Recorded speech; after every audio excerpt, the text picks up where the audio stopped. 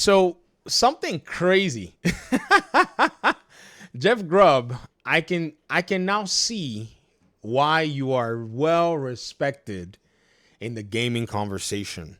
I've been hearing about your name, from time to time, things that you'd say and all. I don't know you personally, but if you ever watch this video, hats off to you. You're a thinker. Oh, how refreshing.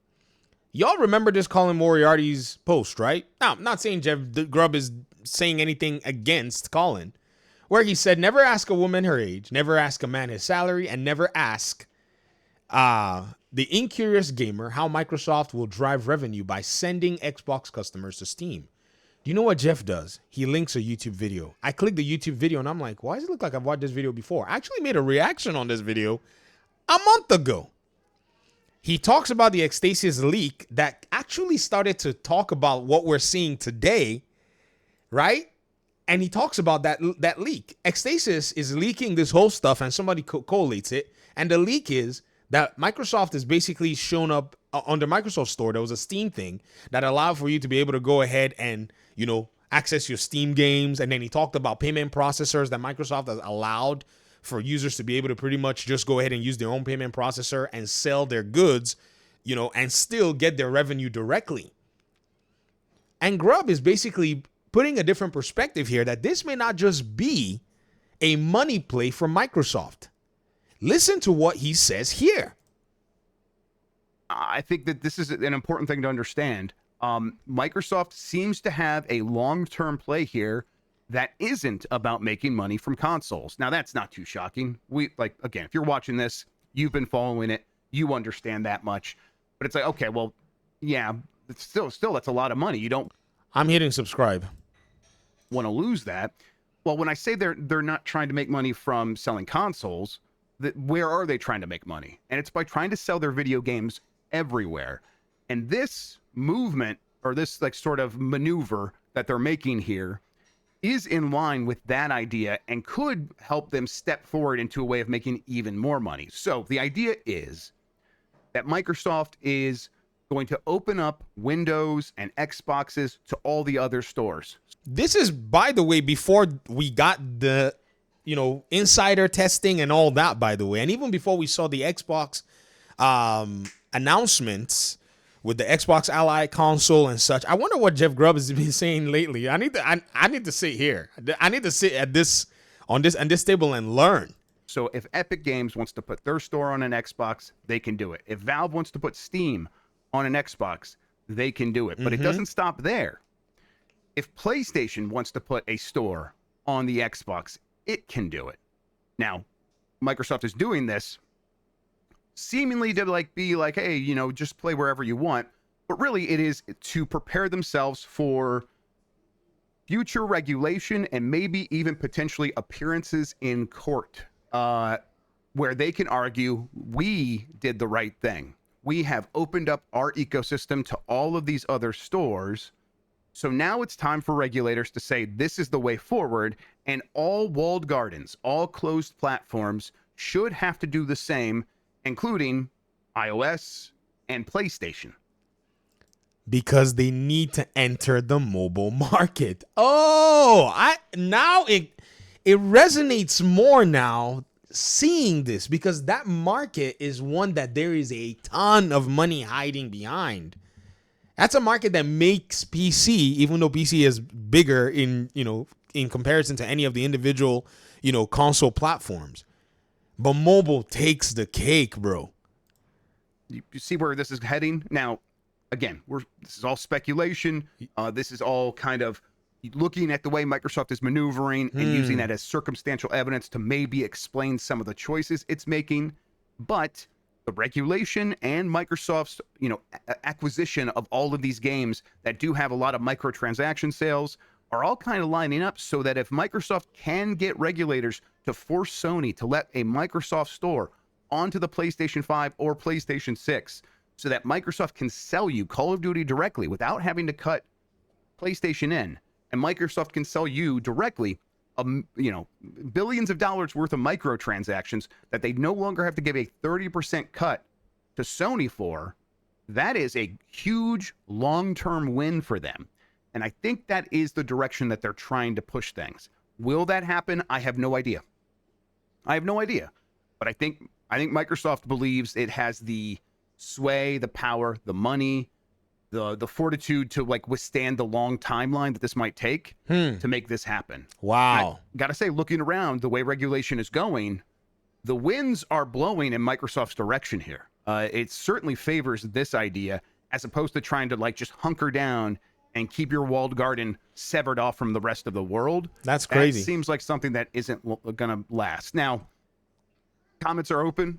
Get in there. Let me know all the reasons that this can happen. I'm ready to hear them. This is crazy that this gentleman, so look at the new comments. I remember watching this a month ago. Rewatch it after you retweeted it to Colin.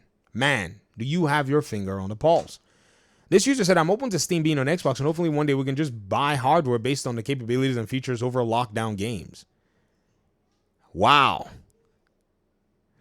One more thing. I fully expect PlayStation to do everything in their power to stop this, although PlayStation did sign that 10-year deal. In addition to the fact that everybody is in alignment in terms of Microsoft, Epic, Steam to have individual storefronts so that they can get 100% of their of revenues individually, it's truly diabolical.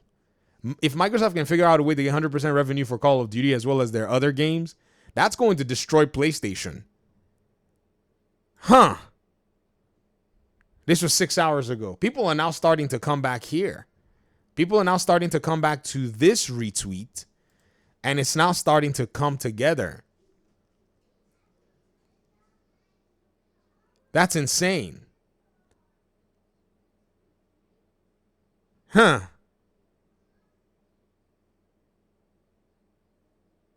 Why would, I mean, people are pointing out right here.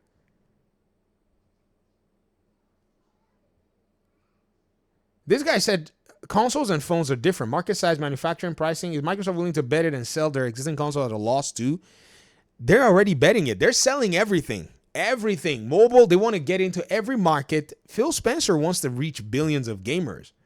There are people like, I'm sure this is probably an answer from Sega Channel. Maybe so. Okay, people are actually following the post. I'm having this conversation with him, and I'm basically showing him that, man, business is bigger than all of this, pedantic console warring nonsense. It's insane. I'm looking at this video again, and I'm thinking to myself, man, I watched this video and it didn't even hit until now. It's like, oh, what is the play for Microsoft? This is the second layer of it. I'll believe most of them too. Let me go ahead and send this to Sega Channel so that he may learn something. I don't know. We'll see though.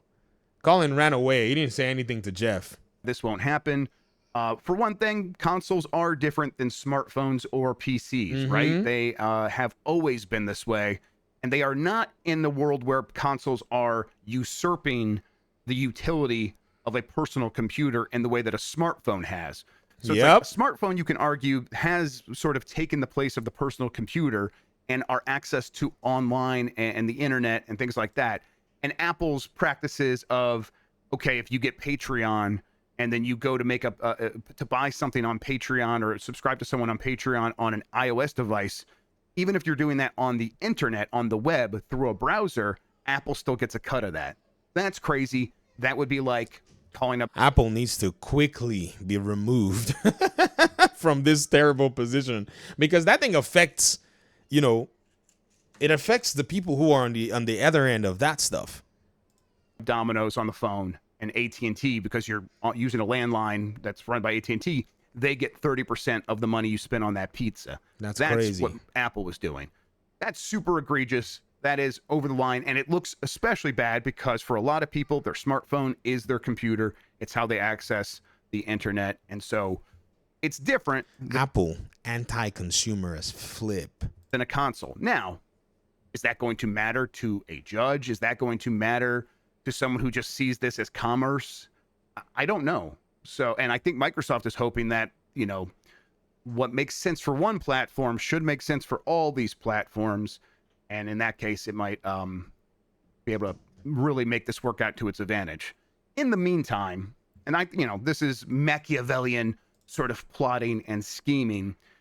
In the meantime, Microsoft is just making so much more money selling their games everywhere that they are actually legitimately less concerned with the 30% cut that they are getting from third-party games and microtransactions, things like that. Now, Fortnite, Call of Duty, these things do make a lot of money on Microsoft's platform, but not so much on just exclusively the Xbox, that Microsoft is going to forsake all the opportunities that owning Call of Duty and Minecraft and World of Warcraft affords them. They're just going to go in that direction because they could squeeze a lot more money out of that than trying to get the console in front of more people. That's an uphill battle.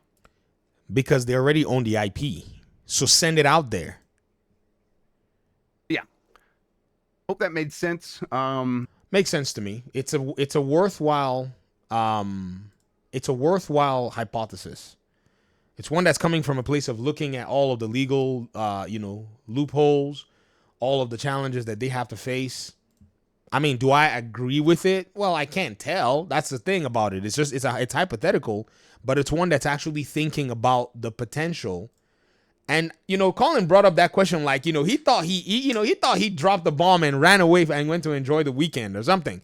But it's like, dude, and this is what I said. I was like, man, as somebody who is supposedly in the gaming industry, it's a little shocking sometimes some of the things that will be said and is not considering a broader context, right?